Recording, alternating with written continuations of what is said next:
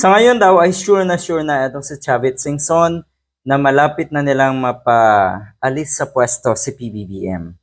Namumudmunda daw yan ng pera sa mga Muslim leaders. Talagang gagamitin ng mga Muslim?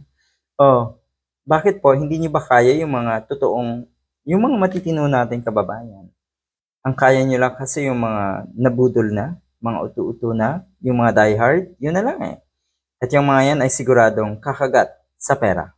Totoo naman, kakagat talaga yung mga yan sa pera. Matanda ka na daw, Chavit Singson. Kaya dapat magseryoso ka na lang, manahimik ka na lang. Kasi ang ginagawang ito ni Neto si Chavit Singson, panggugulo.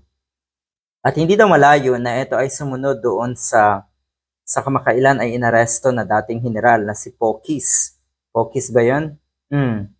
Ang lakas ng loob mo, Chavit Singson, sabi ng ilan. Yan ba ay dahil sa pera mo? Ang sinasabi, pera naman na galing sa taong bayan. Yan ang ginagamit na itong si Chavit Singson na makinarya. Yung kanyang maraming pera na kuno nga ay galing sa taong bayan. Ang dami mo daw kasalanan. Baka nga kasing dami ng kasalanan mo daw, ang dami rin ng kasalanan ni Digong o mas malala ka pa daw. Kaya daw pinipilit mo natakasan ang mga pananagutan at kasalanan mo sa ating bansa, kaya gusto mong iluklok si Sara Duterte. Gusto mong mapwesto agad si Sara Duterte para kayo ay makatakas, para kayo ay makaligtas sa inyong mga kasalanan. Maraming press con na dinadaluhan itong si Chavit Singson ngayon dahil nga sa kanyang panghihikayat na EDSA People Power na andyan na kuno ay lulusubin nila ang Malacanang at yun nga, patatalsikin, tatanggalin nila sa pwesto si PBBM.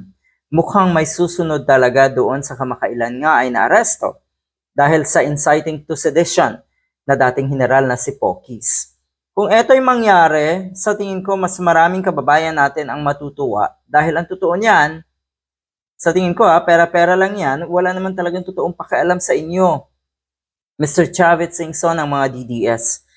Sila lang ay posibleng sumang-ayon sa inyo dahil baka sakali nga na mabudburan nyo, baka sakali nga na maambunan nyo ng pera nyo. Good luck.